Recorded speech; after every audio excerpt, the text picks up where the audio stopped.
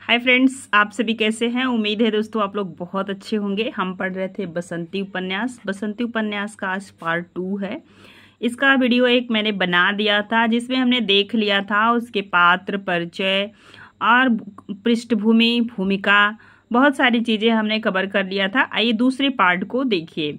पहले पार्ट में हमने देखा था कि बस्ती तोड़ी जा रही थी। बसंती के पिताजी बसंती की शादी तय कर दिए थे और उसमें 1200 रुपए की बात उन्होंने कर लिया था। और जिस दिन वो तय किए थे कि आज बसंती की हम आपके साथ विदाई कर देंगे, उसी के आगे का आज हम देखेंगे। और बस्तियां तोड़ी जा रही, लोग अपने सामान को लेके इधर उधर भाग रहे हैं। आइए आगे चलते हैं। दूसरे क्षण सामने वाला सिपाही उसकी ओर घूम गया। दांतों की एक बत्ती सी उसके सामने खुली और दो आंखें बसंती को भोंकती हुई सी घूरने लगी। भाग यहाँ से हराम, मतलब अपशब्दों का प्रयोग हुआ है। नहीं तो बताता हूँ तुम्हें क्यों तोड़ रहे हैं। बसंती घबराकर पीछे हट गई। विष्णु की कोठरी के साथ वाली कोठरी भी अब तोड़ी जाने लगी। पुलिस के सिपाही और उसने ऊपर की ओर सरक आए थे, लेकिन सहसा उस कोठरी के सामने बस्ती के कुछ लोग खड़े हो गए थे। बसंती के बगल में खड़ी एक औरत साथ पसार कर चिल्लाए जा रही थी। हाथ पसार कर चिल्लाए जा रही थी। ओ मेहरू दाढ़ीजार, तू भी एक काम करने लगा, तू भी यहाँ काम करने लगा। तो दाढ़ीजार ऐसा कुछ जो है कि बोलती है। गोदान उपन्यास में भी दाढ़ीजार धनिया। कोठरी की दीवार पर उलझे सूखे बालों वाला एक आदमी जो धारदार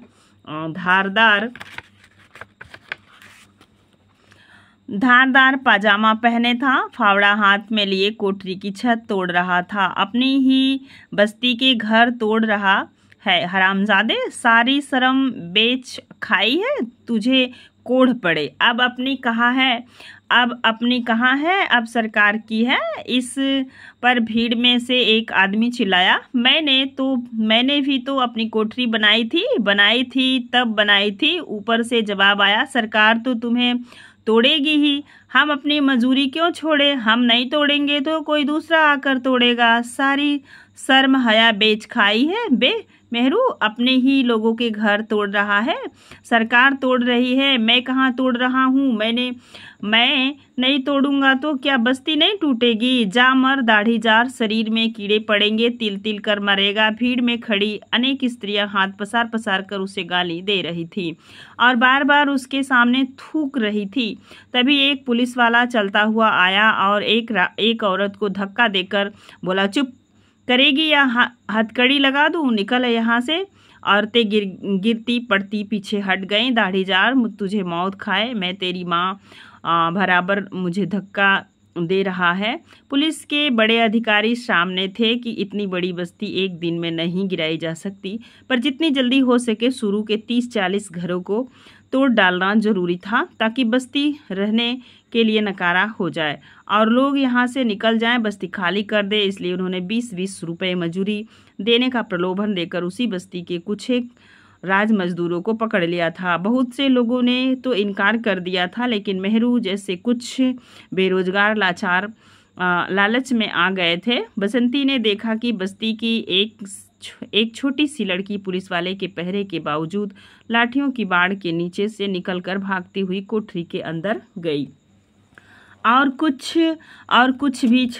ही क्षण बाद हाथ में काली पट्टी की बनी पैसे जमा करने की अपनी बुधनी उठाए भागती हुई लौट आई। उसे देखकर बसंती को सहसा अपनी कोठरी की याद आई। बसंती ने भी अपनी कोठरी की पिछली दीवार में एक ढीली ईंट को निकालकर उसके पीछे कांच की 4 चूड़ियां, बालों को लगाने वाले 2 हरे रंग की क्लिप और एक पीतल की अंगूठी छिपा रखी थी। उसका भी मन हुआ कि वह भाग कर जाए और उन्हें निकाल कर ले आए।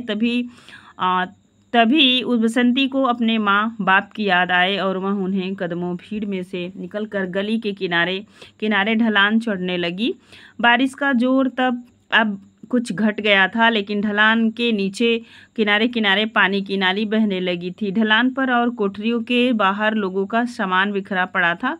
राजमिस्त्री मूलराज की कोठरी के बाहर बसंती को तोते का पिंजरा पड़ा नजर आया। तोता उसमें अभी भी बैठा था, सिकुड़ा डरा सा। एक जगह चूल्हे के ऊपर मिट्टी की हांडी अभी भी रखी हुई थी और चूल्हे में आग जल रही थी। कुछ और ऊपर जाने पर बसंती की भीड़ में सहसा अपने बापू का नीला कुर्ता नजर आया। बापू के सिर पर पगड़ी थी जो सिर पर रखे कनस्तर के नीचे दबी जा रही थी और उसका समला खुलकर बापू के गले में आ गया था। उसने कंधे पर बाल काटने के अपने सामान का थैला भी उठा रखा था। बसंती को अपने भाई रामू की भी हल्की सी झलक मिली। वह बापू का हाथ पकड़े ढलान उतर रहा था। उसने अपने हाथ में लैंप उठा रखा था। बसंती को माँ नजर नहीं आई। बापू को देखकर बसंती का मन हुआ कि भागकर उसके पास जाए, लेकिन फिर वह डर गई। बापू जरूर उसे पीटेगा, माँ भी पीटेगी।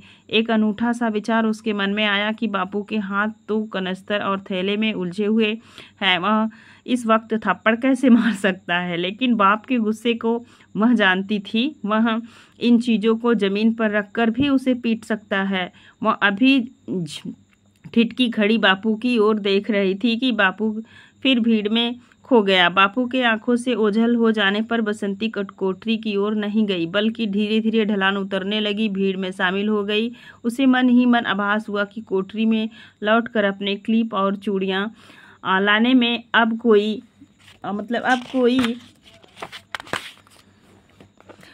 कोई सड़क पर पहुंचकर बसंती फिर सब कुछ भूल गई और बड़ी उत्सुकता से आसपास नज़ारा देखने लगी। सड़क पर पटरी के साथ साथ लारियां खड़ी थी। यहाँ भी जगह जगह सामान बिखरा पड़ा था और बड़ा शोर था। बस्ती के लोग घबराए हुए लपक कर लारियां पर चढ़ रहे थे। बारिश थम गई थी और अब केवल हल्की हल्की फुहार पड़ रही थी। पुलिस के सिपाही लाठियां उठाए और लोहे के टोप पहने दूर तक सड़क पर खड़े थे। बारी बारी से खाली लारियां भी भर रही थीं। बसंती के सामने एक खाली लारी खड़ी थी। ज्यों ही उसका पिछला पल्ला उतर गया, पटरी पर खड़े लोग उचक उचक कर अपना सामान उसमें फेंकने लगे। कुछ लोग टीन कनस्तर उठाए हुए ही उस पर चढ़ने की कोशिश करने लगे। यहाँ पर भी सिपाही बहुत थे और लोगों को अपना ढेरों सामान लादने से रोक रहे थे। हिम्मतू रंगसाज भी इसी लारी में अपना सामान फेंक रहा था। वह लारी के पिछले पहिए पर पांव रखकर और ऊपर से पल्ले को पकड़कर एक ही बार में उचककर सीधा लारी पर चढ़ गया और पीछे खड़ी उसकी पत्नी सामान उठा कर उसे पकड़ाने लगी। उसकी पत्नी ने घूंघट काढ़ रखा था। अभी लोगों का सामान चढ़ ही रहा था कि पुलिस वाला डंडा फटफटाता पहुंच गया। यह क्या हो रहा है, उसने लारी पर रखे सामान को देखकर कहा। फिर वह भी पहिए पर पांव रखकर ऊपर को कूदा। इतना सामान रखने दूं तो पूरी की पूरी लारी एक घर को मिले। उतारो यहाँ यह सब सामान, हटाओ यहाँ से और अपने अपने हाथों से एक के बाद एक 2 खाटे उतारकर नीचे पटक दी। इन्हें लाना हो तो पैदल लेकर जाओ, लारी में जगह नहीं है। और उसने लारियों पर खाट चढ़ाने की मनाही कर दी। जब पुलिस वाला उतरकर चला गया तो हिम्मतू ने फिर से अपनी दोनों खाटें चढ़वा ली। इस पर लारी पर खड़े बस्ती ही के आदमियों ने उसकी खाट उठाकर नीचे फेंक दी। हमें नहीं ले जाने देते तो तुम क्यों ले जाओगे?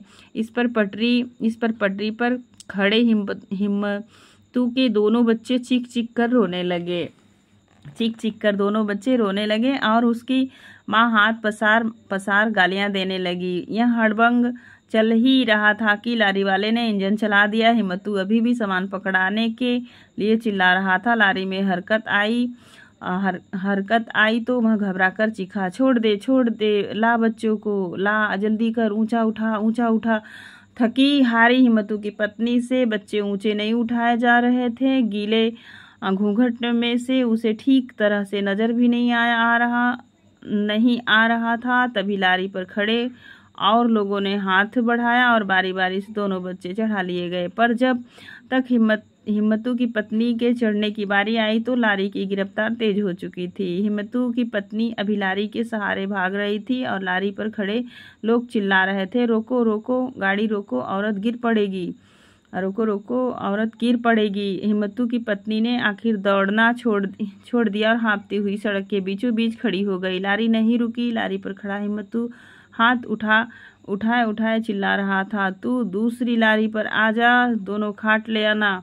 पर हिम्मतू की पत्नी की समझ में कुछ नहीं आया और वह रोती बिलखती सड़क के किनारे बैठ गई।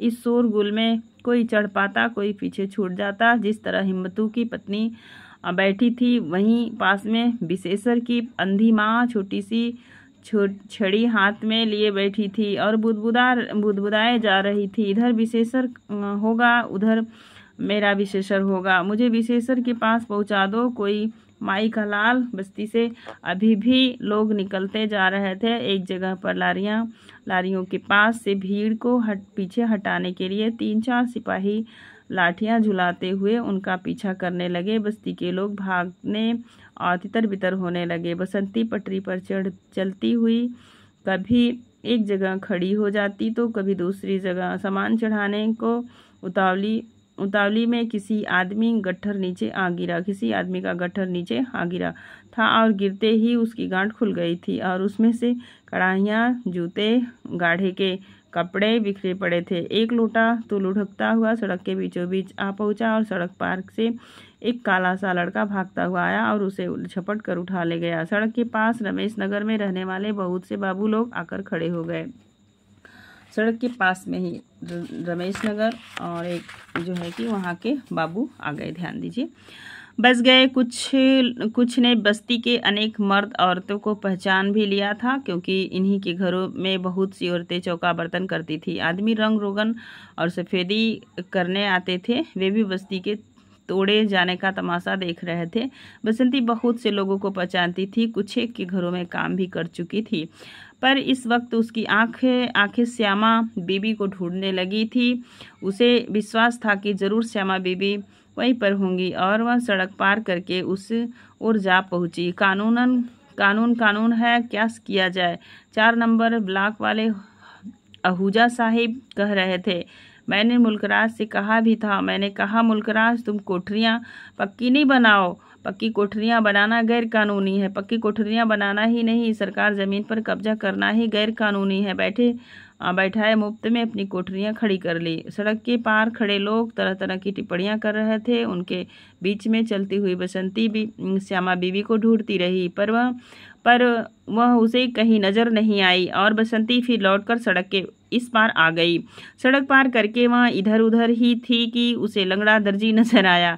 वह लाल और पीले रंग का घुटनों से नीचे तक का अंगरखा पहने हुए था और सिर पर बड़ा सा पगड़। उसकी ऐंची आंखें में काजल की लकीर थी। उसे देखते ही बसंती पहले तो ठिठकी, फिर उसे हंसी आ गई। वह उसके सामने खड़ी मुंह पर हाथ रखे हंसे जा रही थी। बसंती को मालूम नहीं था कि बुलाकी दूल्हा बना हुआ है और आज उसी को ब्याहने के लिए यह सज धज की गई। बसंती यह भी नहीं जानती थी कि अगर बस्ती तोड़ने वाले घंटा भर बाद में आते तो क्या मालूम इस समय बसंती लंगड़े दर्जी के टीन कनस्तर और गठरियाँ उठा रही होती। बुलाकी पहले तो बसंती को पहचान नहीं पाया, पर जब बसंती ने मुंह पर से हाथ हटाया तो लंगड़ा दर्जी सिर से पांव तक पुलक उठा। बसंती रानी, और उसने अपनी बाहें फैला दी, पर बसंती पलक झपकते ही उसकी बाहों के नीचे से निकल गई और झट से भीड़ में खो गई। और लंगड़ा बुलाकी अपनी लाठी पटपटाता उचकता बसंती रानी चिल्लाता हुआ उसके पीछे पीछे जाने लगा। लंगड़े दर्जी को चकमा देकर बसंती 2-3 लारियां पीछे छोड़ आई थी। जब उसे फिर अपना बाप एक गट्ठर बगल में दबाए भागता नजर आया। थोड़ी दूर पीछे उसकी माँ भागती आ रही थी। बाबू के सिर पर से ये उसकी पगड़ी खुलकर गले में आ गई थी और समला नीचे जमीन तक लटका हुआ था और उसकी नीले रंग की कमीज भीगकर उसके शरीर में चिपकी थी। माँ के कुर्ते के बटन खुले थे और वह सदा की भांति फटे हाल सिर पर कनस्तर और गठरी उठाए घिसती चली आ रही थी। उसका पीला पीला चेहरा किसी मुर्दे के चेहरे जैसा लग रहा था। उस स्थिति में बसंती को अपने माँ बाप बड़े निस्सहाय और निरीह से लगे। भावना का ज्वार सा उसके दिल में उठा और वह लपक कर उसके पास जा पहुंची। आगे सभी लारियां भर चुकी थी, खाली लारी इधर पीछे को रुकेगी, मैं देख आई हूँ, उसने बड़े आग्रह से कहा। बसंती की आवाज़ सुनते ही चौधरी ने घूम कर देखा। हराम जादी, तू कहाँ भाग गई थी? इधर रामू पीछे छूट गया है, जा उसे पकड़ ला। और वह झांक झांक कर लारियों के अंदर देखने लगा कि किस लारी में अपना सामान रखे। बसंती अपने छोटे भाई को ढूंढने के लिए मुड़ी ही थी कि वह स्वयं माँ बाप को ढूंढता हाथ में हरिकेन लैंप उठाए वहां पहुंच गया था। यहाँ पर भी वही कुछ हुआ जो अन्य स्थानों में हो रहा था। भीड़ और शोर और धक्का मुक्की में बसंती का बाप एक लारी में अपना सामान रखने के लिए लपका। पहिए पर पांव रखकर वह ऊपर को चढ़ने को हुआ पर चढ़ नहीं पाया और गिरते गिरते बचा। बसंती का दिल जाने कैसा हो उठा और वह दोनों हाथ उठाए आगे बढ़कर अपने बापू को संभालने लगी। चौधरी का कुछ सामान लारी के अंदर पहुंचा, कुछ नहीं पहुंच पाया पर दूसरे ही क्षण बसंती लारी के पहिए पर चढ़ गई थी और नीचे खड़ी माँ के हाथ से एक एक चीज उठाकर लारी के अंदर फेंक रही थी। यहाँ भी वही कुछ हुआ जो अन्य लोगों के साथ हो रहा था। लारी चलने लगी और लोग चिल्लाने लगे। बसंती कूदकर नीचे उतर आई। बाप लारी के अंदर खड़ा था और माँ पटरी पर खड़ी घबराहट में रोने चिल्लाने लगी थी। देख रहे हैं उस समय का यहाँ उपन्यास है।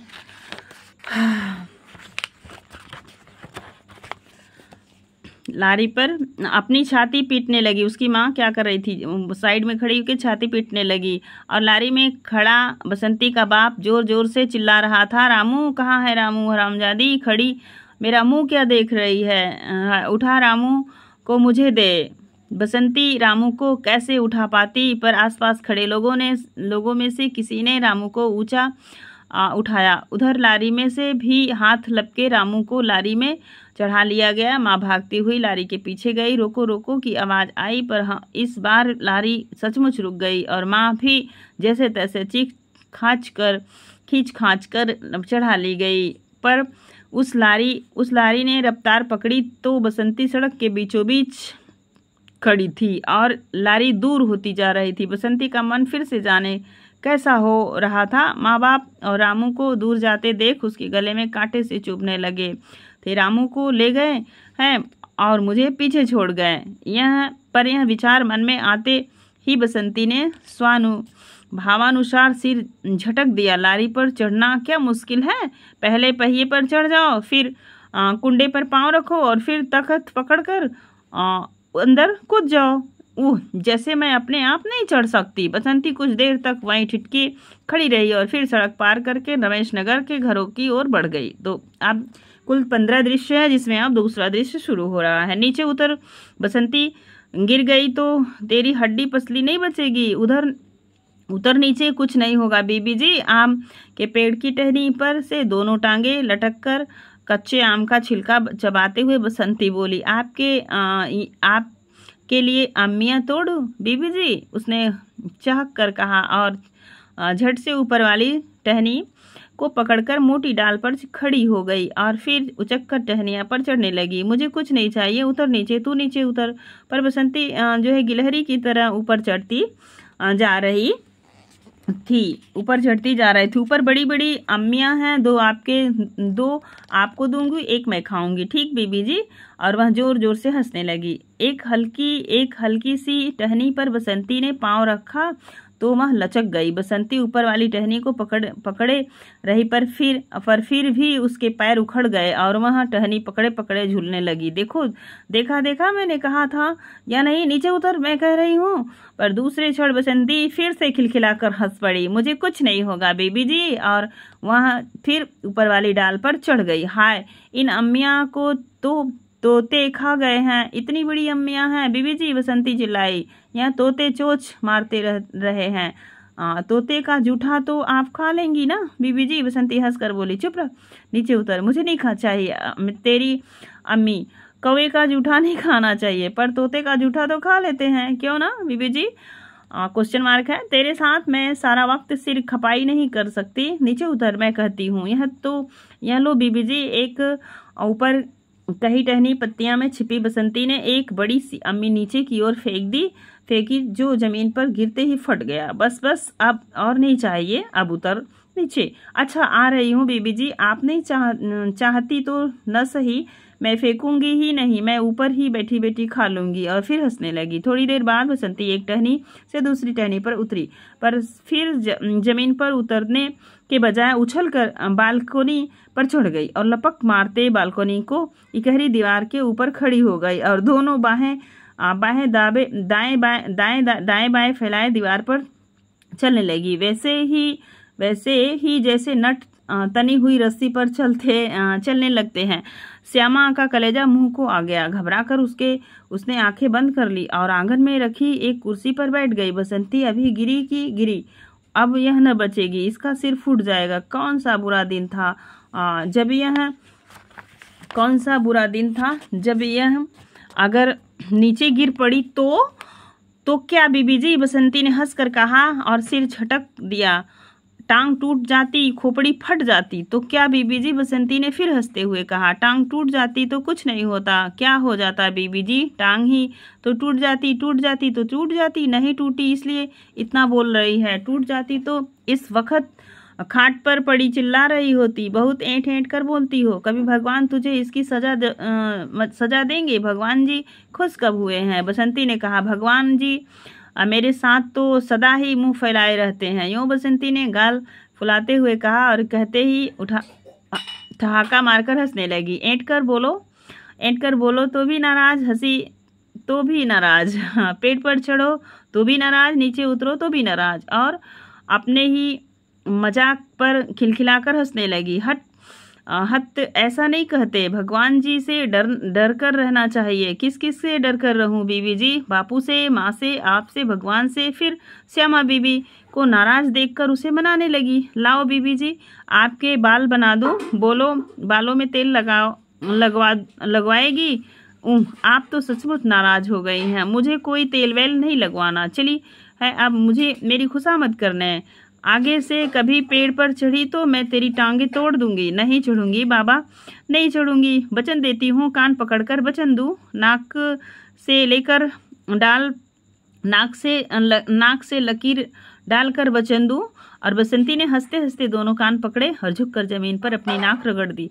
मैं वचन देती हूँ कि आगे से कभी कच्चा आम नहीं खाऊंगी, सदा पक्का आम खाऊंगी। और फिर खिलखिलाकर हंसने लगती। श्यामा बसंती को वो देखकर हैरान हो रही थी कि इस लड़की के अंदर भगवान ने हंसी के कैसे सोते डाल रखे हैं। बात बात पर इसकी हंसी फूटने लगती है। भगवान ने शरीर तो इसी लड़की का दिया, पर आत्मा जैसे पक्षी की तरह यह सारा वक्त फुदकती चहकती फिरती रहती। एक मिनट के लिए भी चैन से नहीं बैठ सकती। बालों में तेल लगा दूं बीबी जी? नहीं। झाड़ू लगा दूं बीबी जी? बरामदा गंदा हो गया है। चाय बना दूं बीबी जी? और कहते ही हो करके हंसने लगी। जा बचा, जा बना ला चाय, अपने लिए भी बना ला, मेरे लिए भी। चीनी कम डालना, अपने प्याले में भी कम डालूं। और हंसती हुई रसोई घर में चली गई। तभी रसोई घर में से फिल्मी धुन सुनाई देने लगी। बुढ़ा मिल गया, मैं तो क्या करूं राम, मुझे बुढ़ा मिल गया। बसंती बार बार फिल्मी गीत की एक ही पंक्ति दोहराए जा रही थी और कुछ नहीं, खुश तो रहती है, हंसती खेलती तो रहती है। श्यामा ने मन ही मन कहा। बसंती के प्रति उसका गुस्सा बहुत कुछ ठंडा पड़ चुका था। बसंती एक हाथ में चाय की प्याली और दूसरे हाथ में चाय का मग उठाए श्यामा बीबी की ओर आने लगी। जिस दिन हमारी बस्ती तोड़ने आए थे बीबी जी, उसी दिन मेरी शादी होने वाली थी। आपको मालूम है, बस्ती तोड़ने वाले नहीं आते तो इस वक्त मैं क्या कर रही होती? और बसंती फिर घुड़कने लगी।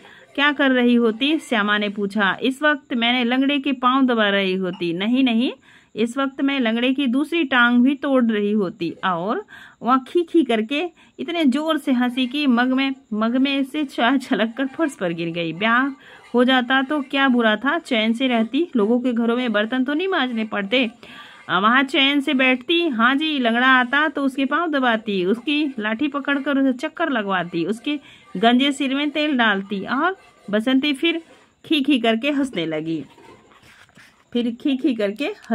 लगी। तेरा बाप कैसा है? ओ बीबी जी, क्या पूछती हो? अच्छा भला है, खूब थप्पड़ झाड़ता है। आज भी थप्पड़ खाकर आई हूँ। तुझे ही मारता है या घर के और लोगों को भी? कभी कभी माँ को भी 2 हाथ लगा देता है, पर ज्यादा कृपा तो मुझ पर ही करता है। और बसंती हंसने लगी। और रामू, हाय नहीं बीबी जी, उसे क्यों थप्पड़ मारेगा? वह तो बेटा है, एक ही बेटा है ना, इसलिए। तुम कितनी बहनें हो बसंती? एक ही बेटा क्यों है बीबी जी? तीन तीन तीन तीन बेटे हैं और 3 बेटियां। तेरा एक भाई और तेरा एक भाई तो चपरासी है, जिसके अपने बाल बच्चे हैं। और कौन है? मेरा एक और भाई भी था, मगर हमने उसे बहुत दिन से देखा ही नहीं। क्यों? न जाने कहाँ पर है। वह बहुत अच्छा था, मुझसे बड़ा था, पर तब मैं बहुत छोटी थी। बहुत दिन पहले की बात है ना। तब हम लोग गाड़ी में अपने गांव से दिल्ली आ रहे थे। सहसा बसंती की आवाज़ धीमी पड़ गई। न जाने वह कहाँ पर है, कैसा है भी या नहीं। क्यों चुप क्यों हो गई? क्या वह कहीं चला गया है? कुछ मालूम नहीं बीबी जी, वह भी मुझ जैसा ही था। एक जगह पर टिक कर बैठ नहीं सकता था। वह किसी स्टेशन पर गाड़ी खड़ी होती तो जो है कि झट से कूदकर बाहर निकल जाता, और चलने लगती तो कभी एक दरवाजे से कभी दूसरे दरवाजे से अंदर आ जाता। मेरे साथ आंख मिचौली खेल रहा था, पर जब हम लोग दिल्ली पहुंचे तो वह था ही नहीं। क्या हुआ? कुछ मालूम नहीं बीबी जी। माँ और मेरी बड़ी बहनें किसी दूसरे डिब्बे में बैठी थी। मैं और बापू और यह भाई अलग डिब्बे में थे। जब किसी स्टेशन पर नहीं आता तो बाबू समझाता माँ के पास होगा, फिर वह झट से हमारे सामने खड़ा होता। पर हम लोग दिल्ली में उतरे तो वह था ही नहीं, भाग गया होगा। क्या मालूम? बसंती धीरे से बोली। पता है एक स्टेशन पर क्या हुआ? जब गाड़ी चलने लगी तो कहीं किसी ने चेन खींचकर गाड़ी खड़ी कर दी। लोग चिल्लाने लगे, कोई लड़का गाड़ी के नीचे आ गया है। एक लड़का सचमुच गाड़ी के नीचे आ गया था। क्या मालूम वह मेरा भाई ही रहा हो। क्यों? ऐसा कैसे हो सकता है? तुम्हारे बापू को पता नहीं चला? सभी लोग खिड़कियों में से बाहर झांक रहे थे। बापू भी, बहुत लोग थे, मुझे कुछ नजर ही नहीं आया। किसी ने कहा दोनों टांगे कट गई हैं। कोई पूछ रहा था जीता है या मर गया। कोई कह रहा था इसे अस्पताल में ले जाओ, बहुत खून बह रहा है। और बसंती को जैसे फिर वही आवाजें सुनाई देने लगी, वही छिटपुट चेहरे, वही भीड़ आंखों के सामने घूमने लगी। डिब्बे में हमारे गांव के बहुत से लोग थे। अगर हमारे गांव का है तो उठाकर डिब्बे में ले आओ, कोई कह रहा था। किसी ने कहा मूंगफली बेचने वाला लड़का था, चलती गाड़ी पर चढ़ रहा था, पायदान पर से पांव फिसला तो नीचे आ गिरा। कोई कह रहा था अस्पताल ले जाओ। बसंती की आंखों के सामने सीट पर पालथी मारकर बैठी हुई वह भारी भरकम औरत आ गई, जो बार बार कह रही थी अस्पताल में ले जाकर क्या करोगे अस्पताल ले जाकर? क्यों भाई, अस्पताल में ले जाएगा तो बच जाएगा। अरे दोनों टांगे कट गई हैं तो उसे बचाकर क्या करोगे? सारी उम्र घिसट कर भीख मांगता फिरेगा। मोटी सी थुलथुल औरत थी, चौड़ा सा मुंह था, उसका पसीने से भीगा हुआ यही कुछ बार बार बोल रही थी। क्या मालूम वह मेरा बड़ा भाई ही रहा हो। तभी गाड़ी चलने लगी थी और भीड़ में खड़े बहुत से मुसाफिर भी लपक कर गाड़ी में चढ़ने लगे। मुझे भी अंत तक वह जख्मी लड़का नजर नहीं आया। बापू ने भी सिर पीछे खींच लिया और चुपचाप अपनी सीट पर आकर बैठ गया। अब रेलगाड़ी दिल्ली पहुंची और सभी लोग गाड़ी से उतरने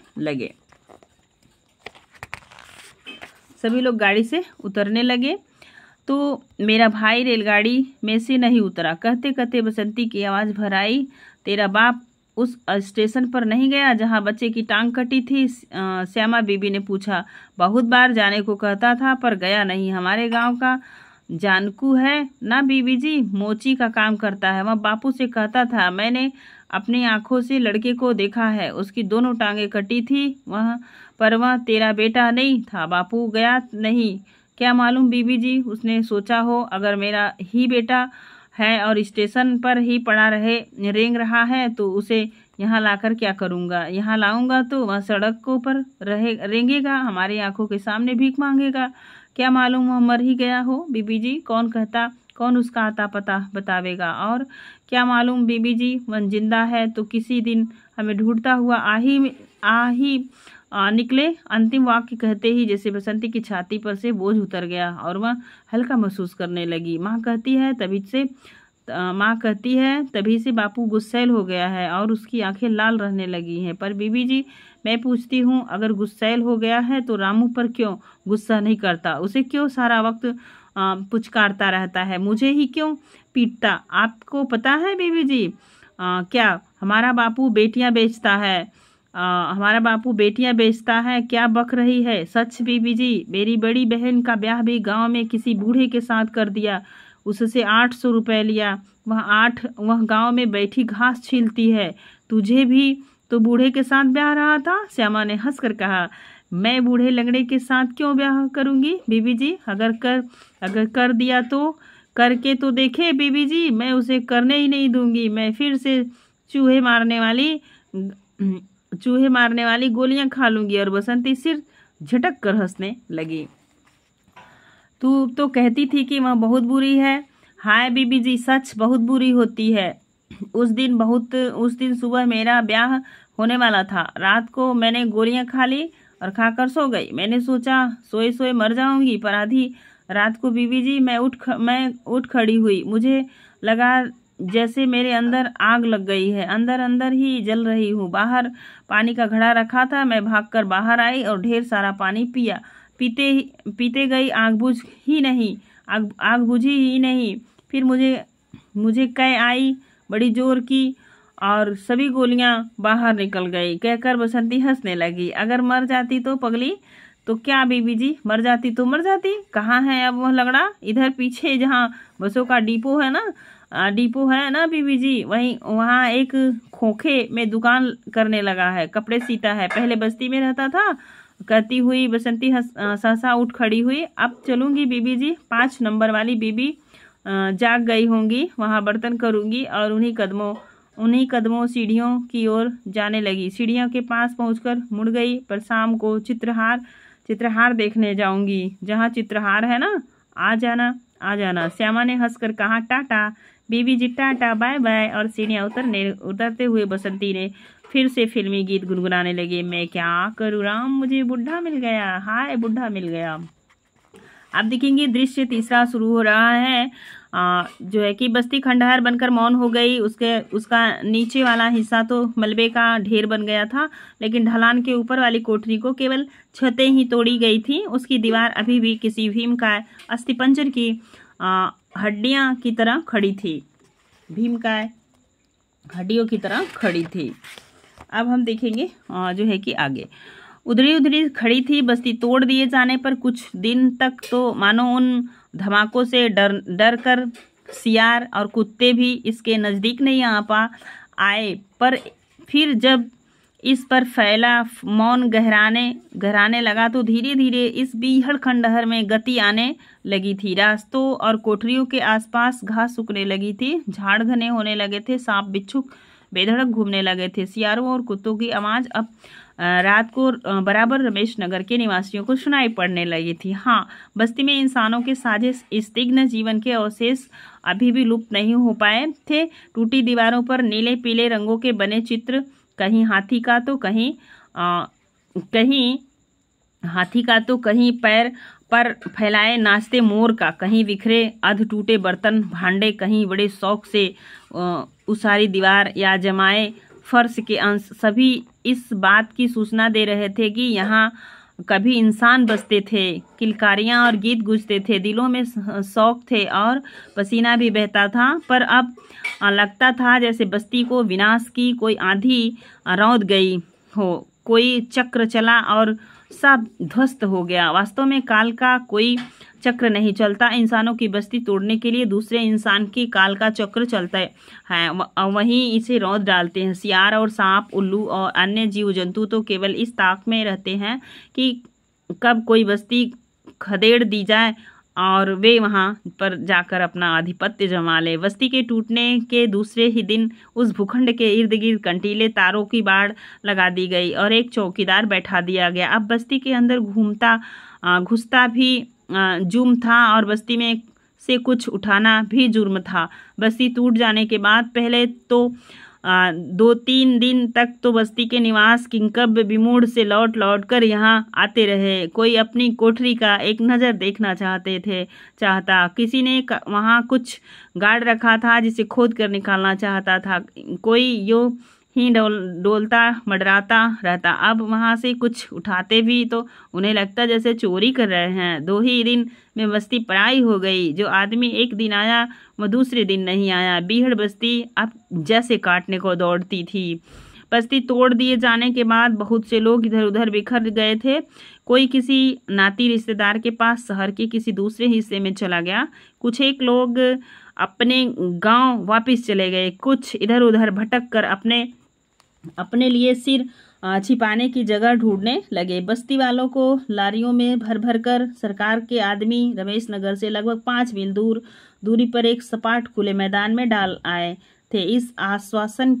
इस आश्वासन से संतुष्ट होकर बहुत से लोग अपने बाल बच्चों को लेकर खुले मैदान में ही पड़े रहने लगे और अब आसपास की बस्तियों में अपने अपने लिए काम की तलाश करने लगे। पर काम न मिलने पर कुछ ने फिर से रमेश नगर की राह ली। युवतियां और स्त्रियां की टोलियां कभी पैदल चलकर तो कभी किसी बस या टेम्पो की सवारी करके फिर रमेश नगर के घरों में चौका बर्तन करने पहुंचने लगी। आपका घर कैसे छोड़ दे बीबी जी, इधर इतने दिनों तक काम किया, आपसे पुरानी जान पहचान जो है, हमें तो यहीं पर अपना सा लगता है। कोई दूसरों भी अपने पुराने संबंधों को दुहाई देती। इधर ही तो पहले मैं मजूरन का काम करती थी बीबी जी। इधर सामने वाला घर जब बन रहा था तो यहीं पर तो मेरी राधा पैदा हुई थी। कुछ ही समय में जीवन यापन का एक नया ढंग सा अपने लगा। सुबह सवेरे कोई टेम्पो या कोई बस बड़ी सड़क पर रमेश नगर के सामने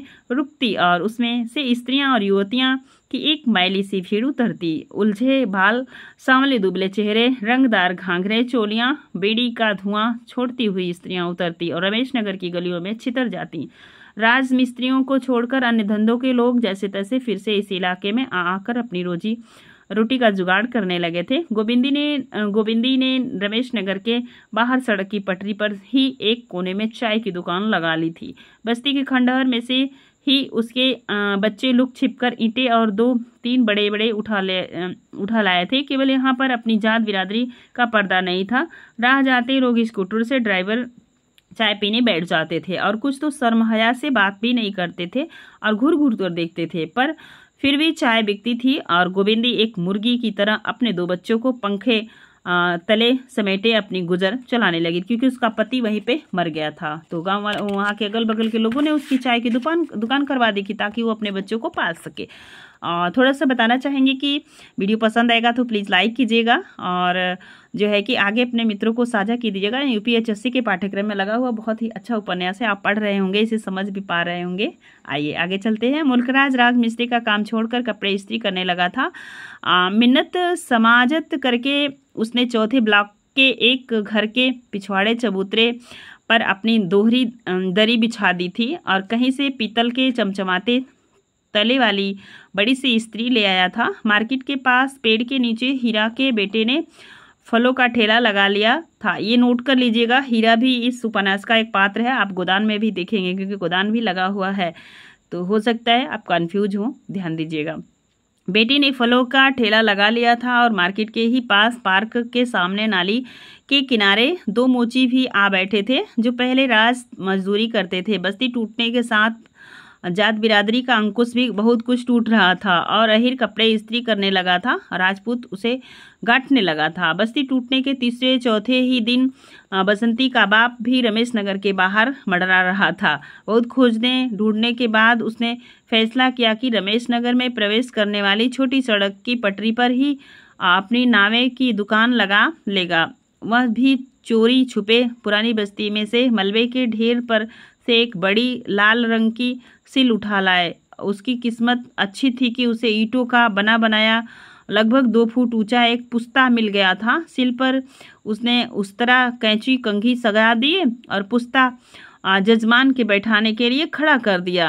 शाम को दुकान उठाता तो पुस्ता धकेल कर दीवार के साथ लगा देता और सिल को दीवार के पीछे छिपा देता और और इस तरह दुकान बंद करके अपने नए घर खुले सपाट मैदान की ओर चल देता। जिस दिन वह बस्ती के मलबे में से सिल उठाने गया था, उस दिन सिल ढूंढते हुए उसे अपनी लड़की की कुर्सी भी एक झाड़ी के पीछे पड़ी नजर आ गई थी। वह लपक कर उसे उठाने गया था।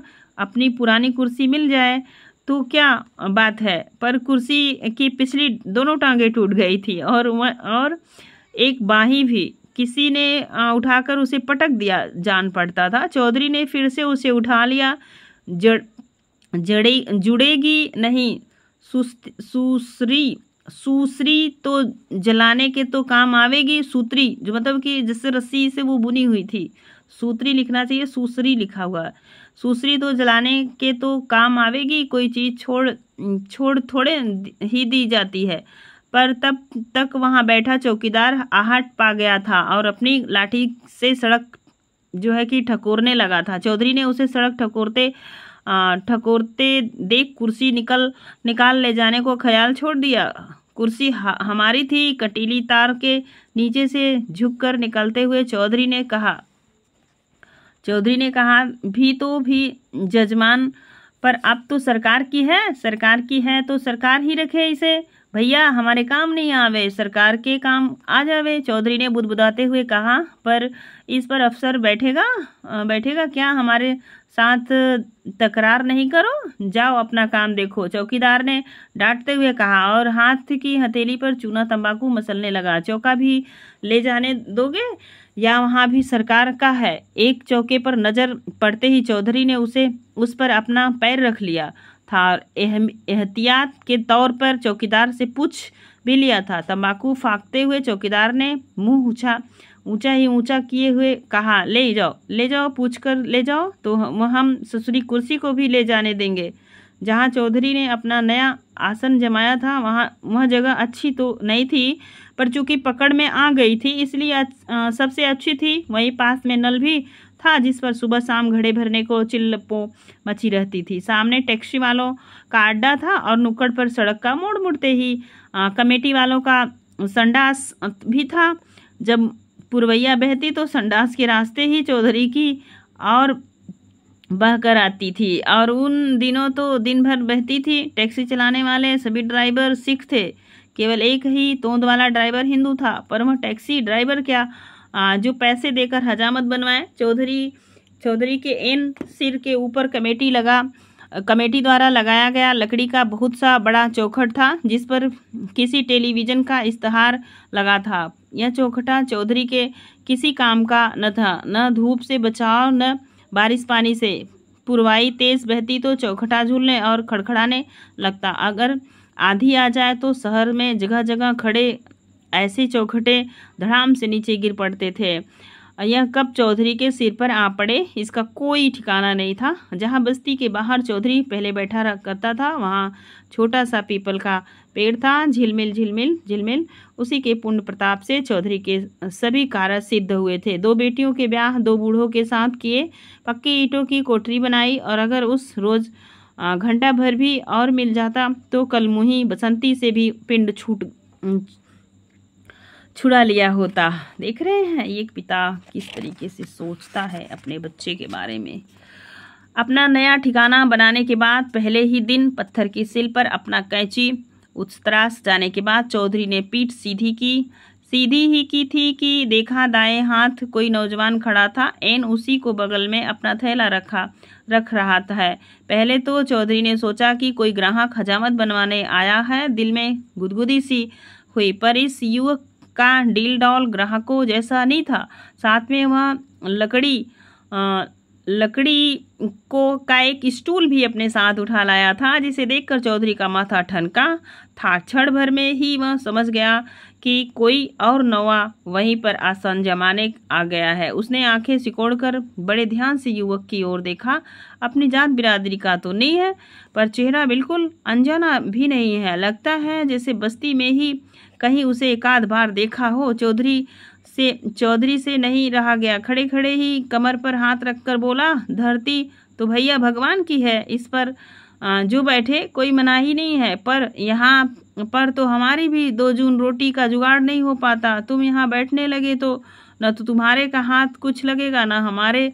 अब तो आ गए चाचा, नौजवान ने समतल आवाज में कहा और पत्थर की सील पर अपना सामान सजाने लगा। बाबू लोग दुकानों पर हजामत बनवाने जाते हैं और लौंडे लफंगों ने बाल कटवाना ही छोड़ दिया। आजकल बाल कटवाता ही कौन है? कोई भूल भटका बुजुर्ग आ जाए तो आ जाए।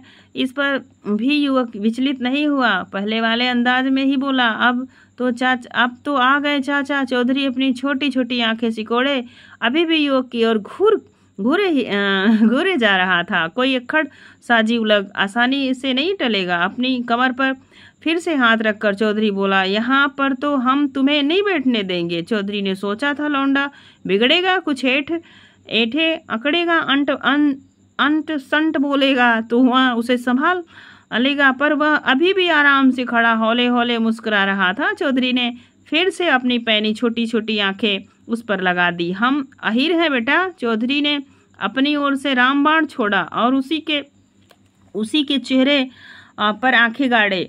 हम राजपूत हैं चाचा, अहीर तो बहुत ऊंची जात है। तुम्हें तो नौवे का काम ही नहीं करना चाहिए। तुम तो गद्दी पर बैठना चाहिए। तुम्हें तो गद्दी पर बैठना चाहिए, वो लड़के ने कहा।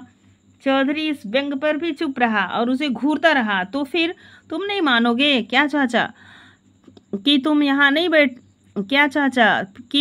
नहीं बैठोगे? हमसे कह रहे हो चाचा? चौधरी के गले की नस फड़कने लगी। कल के छोकरे से भी दब जाए तो अपने गांव में जाकर घास ही क्यों नहीं छीलें? किसका बेटा है बे? चौधरी ने देर तक उसके चेहरे को घूरते रहने के बाद कहा, तू बस्ती का तो नहीं है? मंगलू राजपूत का बेटा हूँ चाचा, पर दिल्ली में जात नहीं चलती, जात गांव में चलती है। तुमने पूछा तो हमने बता दिया। दिल्ली में अहीर बहुत है, राजपूत भी बहुत है। चौधरी ने मुंह फेर लिया, उसकी आंखें लाल हो गई, मूंछों के गिने चुने बाल ऐंठने लगे थे, हाथ की हथेली में भी खुजली होने लगी थी, लेकिन फिर भी अंदर ही अंदर से आवाज आ रही थी, इससे नहीं उलझो, इससे दूर ही रहो। राजपूत लोग सगे बाप के नहीं होते। आज तो कड़वा घूंट पी जाओ, ज्यादा हुआ तो कल देख लेंगे। पर फिर न जाने किस सनक में चौधरी ने पलक झपकते ही आगे बढ़कर राजपूत युवक का थैला उठाया और दीवार के पीछे फेंक दिया। चुपचाप अपने हाथ झाड़ता हुआ बुत्ती पर आकर बैठ गया। युवक फिर भी खड़ा मुस्कुराता रहा। तुम तो चाचा नाराज हो गए, सीधे मुंह हमसे कह दिया होता तो हम किसी दूसरे जगह जा बैठते। चौधरी ने आंख उठाकर देखा तो युवक धीरे धीरे उसकी ओर बढ़ता आ रहा था। शीघ्र ही वह उसके सिर पर आकर खड़ा हो गया।